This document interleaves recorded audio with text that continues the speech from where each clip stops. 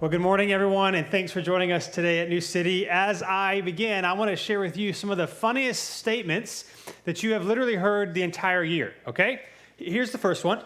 I bought 10 asparagus at the store, but when I got home, I realized I had 11. It was just a spare, I guess. Another one is, okay, fine, I'll give you another one. You guys like this so much. How about this one? A guy walks into a seafood store carrying a crab, and he asks the owner, "Do you make crab cakes?" The owner said, "Yes, we do." So the guy said, "Good, because it's his birthday."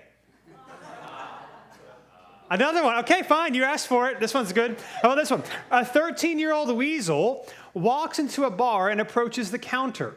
The bartender immediately notices the underage weasel. "Sir, you look extremely young. I can't serve you even a single beer." "Come on, you can't just slide me one," he said. "I can't and will not serve to anyone underage." "Fine. Well, what other things do you have?" "Well, for non-drinkers, I have tap water and bottled water. I have coffee and I have pop. Which would you like?" "Pop," goes the weasel. That one actually was pretty good. Now, I think I lied to you, perhaps. Maybe those weren't the greatest things that you've heard all year, and I set you up that way because today, as we continue our time in Genesis, here's the question we're looking at this morning, okay? What happens when we continually fail God? What happens when we continually fail God? What happens when we promise, "God, I'm going to do really good this month or this year. God, I'm going to get my life together.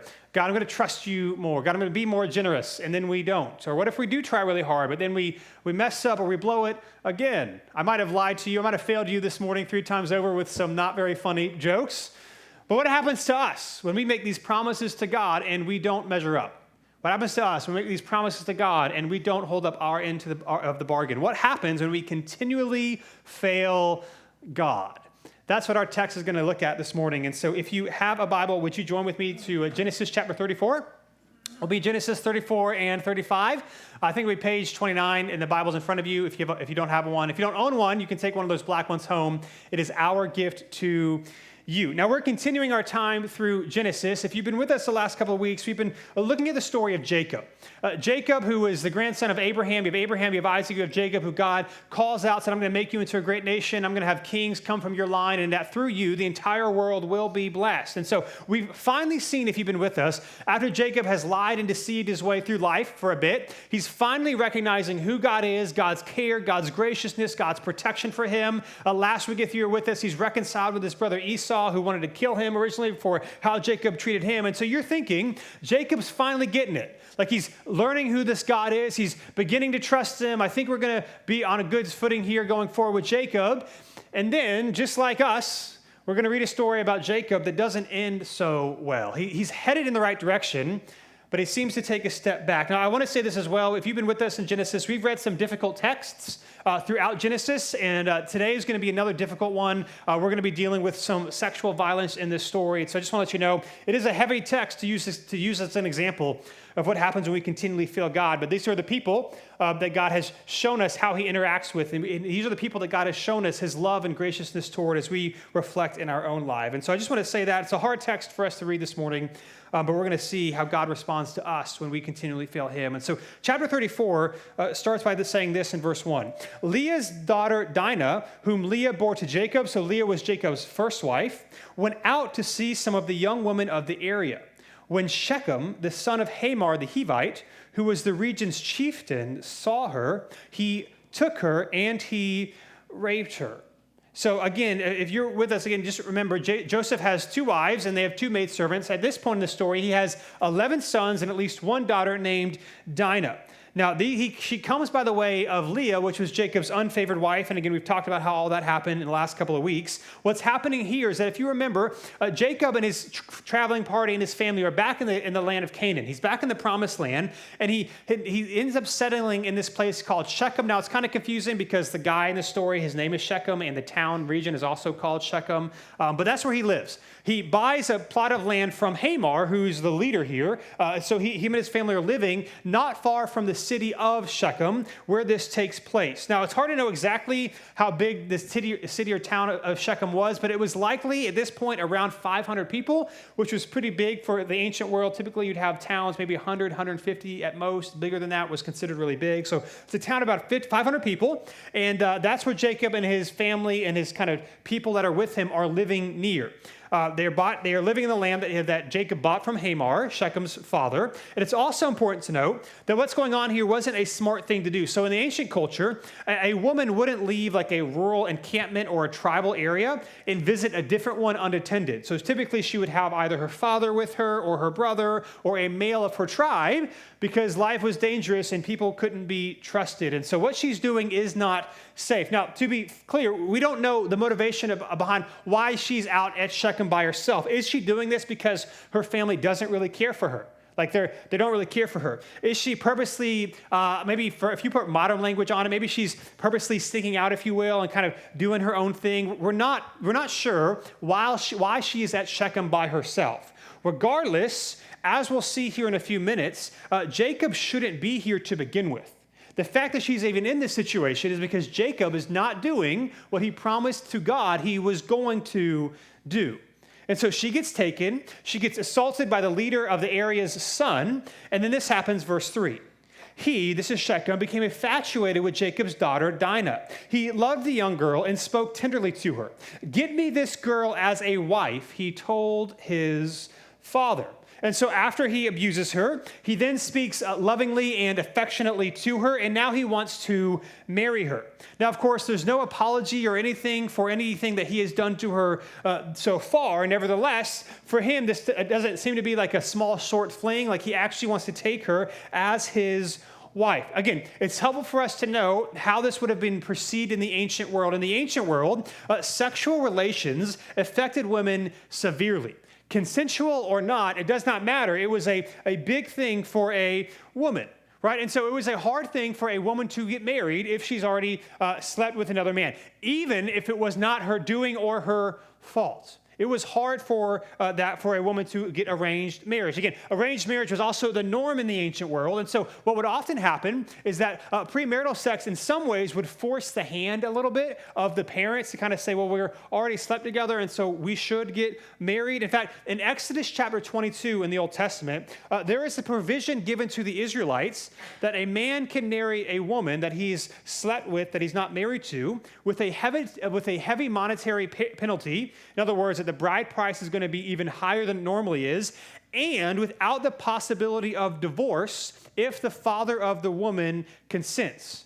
So this kind of would force the hand a little bit, and they'd have to give a big bride price to the family, and the man would never be allowed to divorce her in the future, which in the ancient world, a man could pretty much do whatever he wanted to. And if you're a widow in the ancient world, it wasn't good. I mean, you couldn't go out and get another job. You were kind of left to live in a destitute manner unless your family could take care of you. So I want to be clear, even this provision in Exodus is not God condoning what's happening here, but it's a way of offering the best case scenario for a woman, that she's still going to be protected for, she has to be provided for, and she cannot be divorced by this man. So Shechem takes Dinah, he sleeps with her, he wants to marry her, so he tells his dad, hey, make this happen. And so a marriage contract has to be drawn up. So what happens next, verse 5, Jacob heard that Shechem had defiled his daughter Dinah. But since his sons were with his livestock in the field, he remained silent until they returned. So Jacob hears what happens. At first, he does nothing. Granted, he does need support to really do anything. And so again, they're shepherders, and so there's his sons could be days away. They could be weeks away. They're not really at the encampment at the time, so he really can't do anything about it. However, he doesn't appear to send word quickly to his sons about what happened. His response here seems to be passive. He clearly doesn't like it, but then he doesn't seem to do anything about it. He seems to be saying, well, I'll wait till my sons get home, and then we'll kind of figure out what we want to do. Verse 6, meanwhile, Shechem's father Hamor came to speak with Jacob. Jacob's sons returned from the field when they heard about the incident.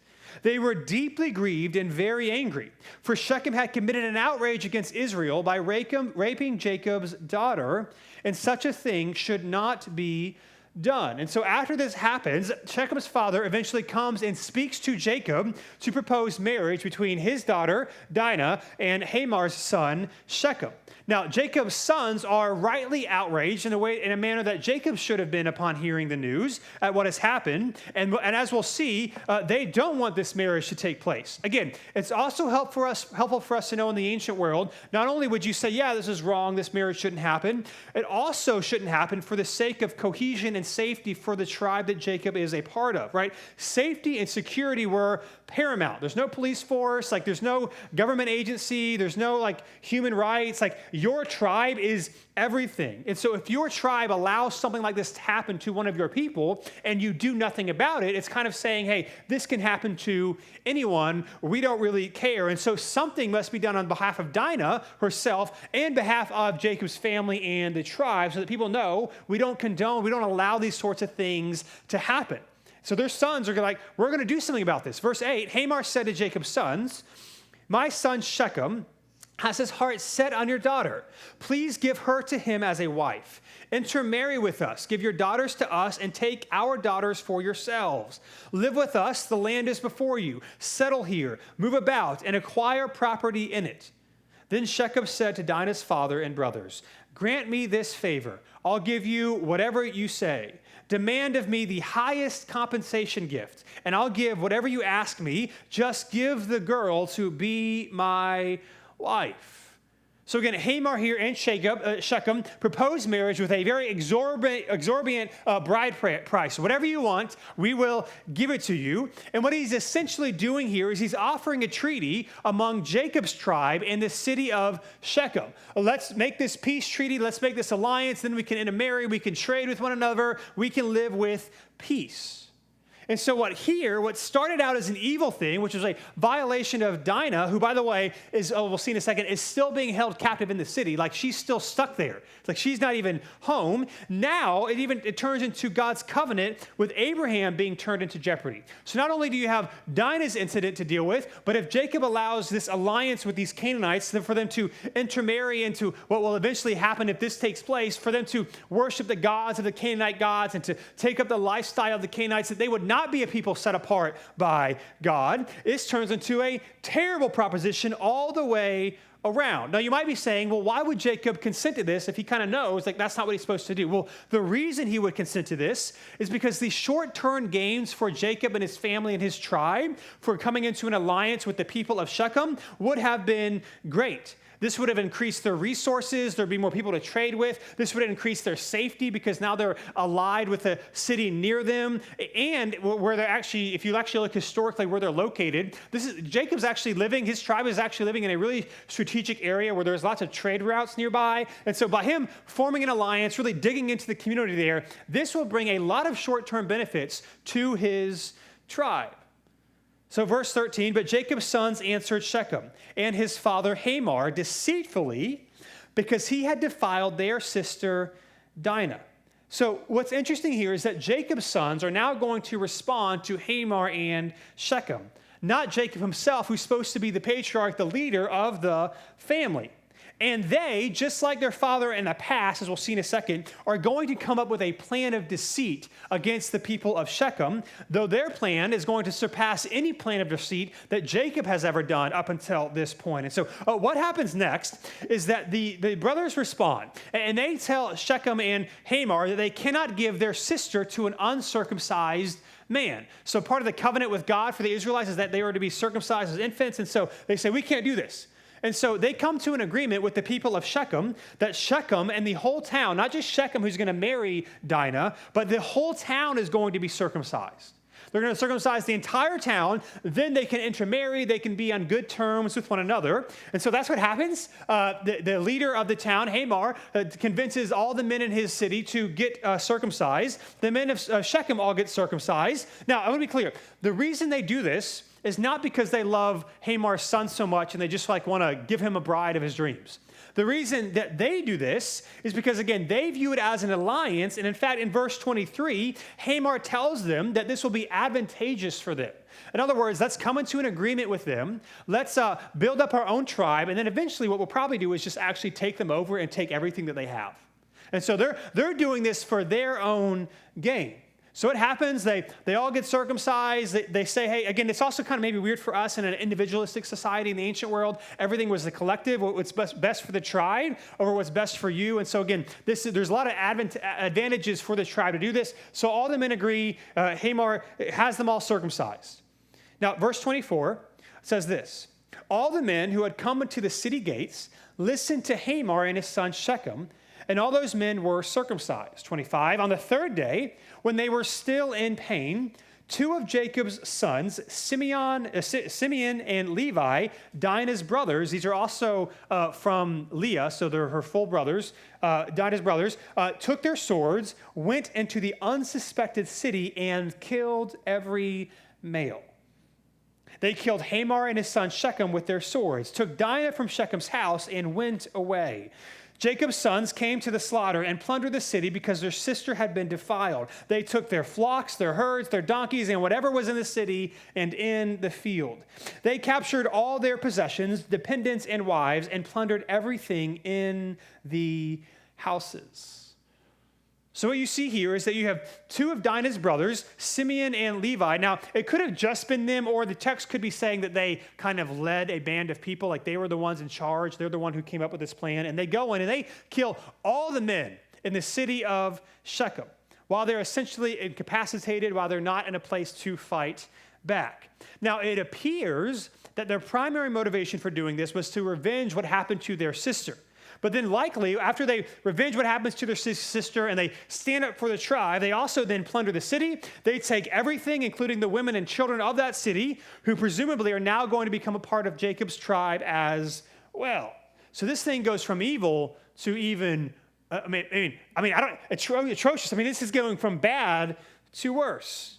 Verse 30, then Jacob said to Simeon and Levi, so Jacob's dad says to Simeon and Levi, there's his sons, you have brought trouble on me, making me odious to the inhabitants of the land, the Canaanites and the Perizzites. We are few in number. If they unite against me and attack me, I and my household will be destroyed. So Jacob's response here, he's rightly disgusted, but his motivation for his disgust is still off. His primary concern is not about what happened to Dinah or the evil that his sons committed in and of itself, but rather how it's going to reflect on him and his household and his tribe. Right? His problem is not necessarily so much that they did this because that was wrong, but how it looks. Right? And of course, he is now afraid for their lives as he knows that the land that they are living in, once these other towns and cities find out about what happens, they're going to come and attack us and kill us for what they did, for what Simeon and Levi did. That's his primary motivation, not being killed, not that what they did was actually evil. But then verse 31, it says this, but they answered, so his sons, Simeon and Levi answered, should he treat our sister like a prostitute? Right? Should we allow someone to take our sister and just buy her off like a prostitute? In fact, even the wording in verse 31 is significant. So Dinah here is talked about as your daughter in verse 31. Or sorry, in verse 31, he's talking about our sister, rather. In verse 1, Dinah is referred to as your daughter. So it goes from Jacob's daughter as her primary mode of identification to her son's sister. Clearly, what this is showing us is a schism in the family has occurred. That Simeon, or at least Leah's sons, have a lot of issues with their dad. Also, as we get closer to the Joseph story, if those of you that are familiar, this explains some of the background behind the tension between Joseph and his older brothers, because Joseph is the son of Rebekah, who's the favored wife, and Leah, who is the discarded, disfavored wife. Her sons have a lot of issues with their dad. Again, remember, Dinah is the daughter of Leah. Simeon and Levi are also the sons of Leah, who was the unloved wife. And so his sons argue that their sister should not be sold to these people. And it's no longer your daughter, it is now our sister. So this is terrible. And then it says this, verse 1, chapter 35. God said to Jacob, get up, go to Bethel, and settle there. Build an altar there to God who appeared to you when you fled from your brother Esau. In other words, after these events, after the sexual violence, after the massacre of the whole town, God tells Jacob that they need to leave.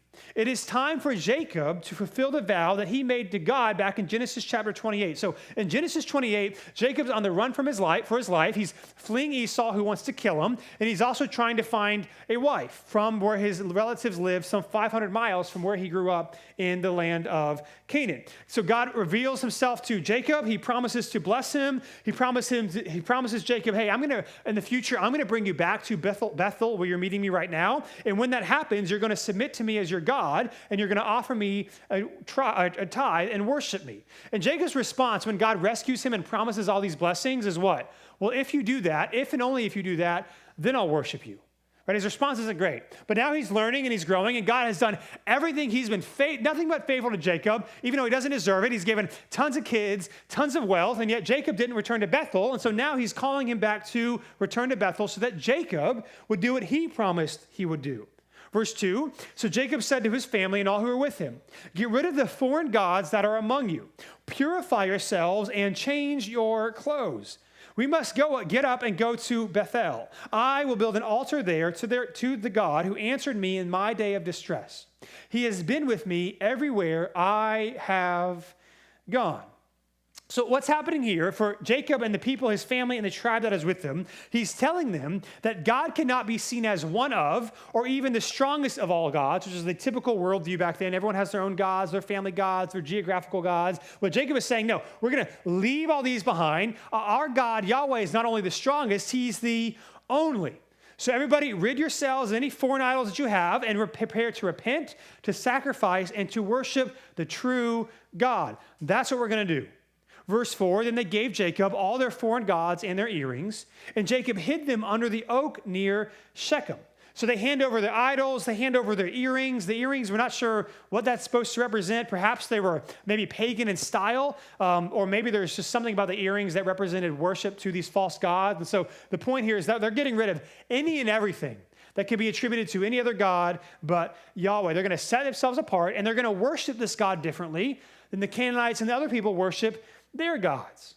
Verse 5, it says this, when they set out, a terror from God came over the cities around them, and they did not pursue Jacob's sons. So Jacob and all who were with him came to Luz, that is Bethel, in the land of Canaan. Jacob built an altar there and called the place El Bethel, because it was there that God had revealed himself to him when he was fleeing from his brother. So they make this journey. They get back to Bethel. Before this happens, Jacob's party were known essentially as peaceful shepherds. Nobody really did anything to them. They're not known that way anymore. I mean, they took out an entire city. And yet God, again, protects Jacob and his family. And he stops anybody from attacking them on their journey. Yet again, what we see is God is gracious and kind, though the family that he has covenanted with is deeply undeserving. I mean, they are deeply undeserving of God to continue to protect them. And so one of the things we see from this text, from the life of Jacob, and even from this text in particular, again, as we're thinking about what happens when we continually fail God, well, one of the things that should stick out to us is this, that God only rescues sinful people. God only and ever rescues sinful people. You have stories of this with Abraham, where he was faithful in times that he wasn't. Isaac, times where he was faithful, times that he wasn't. Jacob, a lot of times where he was unfaithful, then he starts to get faithful, and then this happens, and then his sons, continue the lineage of doing terrible things and not honoring God. In fact, check this out, Levi, so Simeon and Levi, who was one of the men leading the charge to slaughter the city. Well, Jacob has 12 sons. He's going to end up having 12 sons. He gets his name changed to Israel, which we saw last week. So this is where you get the Israelites. And the 12 tribes come from the 12 tribes of Jacob. Well, Levi is going to be the father of the Levites, which are the priestly tribe. They're the ones that do the rituals for forgiveness and repentance for the people that are supposed to shadow and then are fulfilled in Jesus. Yet Levi is the one who leads the slaughter. So the one who's supposed to be the head of the family that's going to purify and keep Israel in right standing with God, he's the one that says, we're going to slaughter all these people of this entire town and take their women and children. That's the one that's going to be in charge of the priestly line of the Israelites. And so here's what I know. We can play the comparison game. So sometimes when you hear the gospel that God loves you where you are and he forgives you and he offers you grace, what we often think, like if we're self-reflective, like, man, here's all the terrible things I've done in my life. Like I've done X, Y, and Z. Like here's all the reasons I don't deserve to be forgiven. Right? I've done so much worse than other people. So maybe God can forgive other people, but he cannot forgive me because of all the things that I've done. And so if that's you, man, if you ever think, I just don't deserve God's grace, you don't deserve God's grace. But if you ever think, man, let's play the comparison game. Like I'm so much worse than other people. God should forgive them, but not me. Let me ask you this. Have you ever plotted, planned, and killed an entire town and taken all the women, children, and resources? And check this out. Even if you did, there's grace for you. Listen, this is why the gospel is offensive. The gospel is offensive because no matter how evil or sinful or wrong you are, there is an opportunity for you to experience the grace and the mercy of God. That you have the ability to be rescued by God. Here's the reality, okay? The only people God saves are his enemies. The only people God saves are people who do not deserve it. Jacob, the family that God is covenant with, is sinful, and yet he rescues them time and time and time again. And so the invitation is the same for us. God only rescues sinful people. And so what happens next is they're in Bethel. God again appears to Jacob when they get there. He explains the covenant. He tells them that he will give him this land that they're living in. One day it's going to be his whole family tribe. They're going to own the land they're living in. Jacob's going to be made into a great nation. That kings are going to come from his offspring. And then Jacob anoints the area as sacred. He worships God and he praises him. After that, Rachel, his favorite wife, has a son named Benjamin, but she dies in childbirth. So she ends up having two sons, Joseph and Benjamin. She dies in childbirth. So Isaac buries her, names his son Benjamin. Of course, Joseph and Benjamin, because they're the only sons that come from Rachel, are favored, but compared to all the other brothers that Joseph and Benjamin have, they're favored because they came from Rebekah. And then it happens, this says this, verse 21. Israel set out again and pitched his tent beyond the tower of Eder. While Israel was living in that region, Reuben, so this is the firstborn of Jacob. So Leah, his wife, has his first four sons before he has any other kids. Reuben, the eldest, went in and slept with his father's concubine, Bilhah. And Israel heard about it. So Bilhah was the maidservant of Rachel who has died. After she dies, Reuben, his firstborn, comes in and sleeps with Bilhah. Now, again, if you've been with us, sexual violence is often an act of dominance. Rachel dies, Reuben sleeps with his maidservant, and then we're going to see later in Genesis 49 when Jacob is on his deathbed and he's kind of giving the blessings to his kids, that Reuben is actually going to lose his place as the firstborn, the rights and the privileges of the firstborn because of what he has done here. So he tries to usurp the authority of Jacob. Again, the family is already broken. He says, I'm going to take Bilhah, I'm going to sleep with her. I guess it doesn't work because Jacob's still going to stay, as the one in charge, and Reuben's going to be disowned as the one having the rights of the firstborn. And then it gets a list. And then after this happens, Genesis 35 gives us a list of all 12 sons of Jacob. It says these are going to be the 12 Israelite tribes. They're going to come from Jacob. And then 35 ends by saying this in verse 27. Jacob came to his father Isaac at Mamre in Kiriath Arba, that is Hebron, where Abraham and Isaac had stayed. Isaac lived 180 years. He took his last breath and died, and was gathered to his people, old and full of days. His son Esau and Jacob bury him. So Isaac, their father, dies. Jacob and Esau reunite one last time to bury their father, just like Isaac and Ishmael reunited to bury Abraham. And then Jacob is buried with Abraham and Sarah and his wife, Rebecca. Isaac is buried with Abraham and Sarah in the kind of essentially the family burial plot in the land of Canaan. Now, what I want to point out here as we kind of read these two stories is what I mentioned in at the beginning of 34, and it's easy to miss, okay? One of the things that we see happening in this text is this, that small compromises can lead to big sins. Small compromises can lead to big sins. And even think about maybe our own failures and sin struggles in our own life. So again, in Genesis chapter 28, when God first appeared to Jacob, even though Jacob didn't ask for it, didn't deserve it, God in his kindness appears to him. He says all these great things. And Jacob, what does Jacob do? He vows to return to Bethel, build a house of worship, and sacrifice to God there if God comes through on all of his promises. Yet God comes through on all of his promises to Jacob, and when Jacob returns to the land, instead of going to Bethel, he goes to an area called Succoth, near a city called Shechem, and builds a house and settles there. Now, it's important to note, he wasn't just like passing through Shechem. It's not like he was staying there for the grazing season or staying there for winter. If you actually look at the timestamps of like different ages and different things that take place, we can see that Jacob actually stayed in Shechem for about 5 to 10 years. So it seems quite clear that Jacob was planning to stay in Shechem for a long time. Like he was making his house and his home. That is where he was going to stay. And then after the slaughter of the city of Shechem, God directs Jacob to go to Bethel, where he should have gone all along. And then the text doesn't explicitly say this, but I think it should bring to us the story of Abraham and Lot earlier in Genesis. If you remember that story, Abraham says to Lot, you can go east or west. You can pick where you want to go. Whichever land looks better for you, you take your flock and your people, and I'll go to the other one. And it said Lot took the area that looked good. He took and saw the place that he thought was best, and it ended in disaster for Lot. Now, it doesn't say that Jacob saw and took the land of Shechem, but what happens here is he clearly stays in a place that was advantageous for trade. He's going to partner with and align with a city, a Canaanite city. He chose what looked good, and then it led to disaster.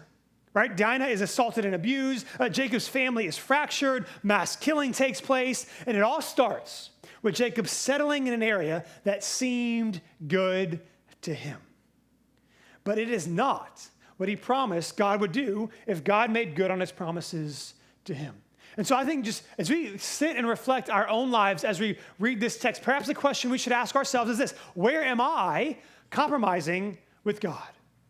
Where am I compromising with God? Where am I acting like Jacob? Like he's making progress, he's trusting the Lord, he's worshiping him, but he made a compromise. And it led to literally deadly consequences. Right? For me, right? Is it a relationship, sexual or otherwise, that is not wise? Am I compromising in the workplace with a coworker that is not my spouse? Am I putting off making a decision that I know God is leading me towards and that I know God is wanting me to do? Am I hiding sin from a spouse or from a friend, right? Am I going somewhere where I know, hey, this is probably where it's going to lead, but I think I can still handle it right now, so I'm good? Listen, confessing your sin is difficult and hard, but it is not as hard as what happens when that sin catches up to you.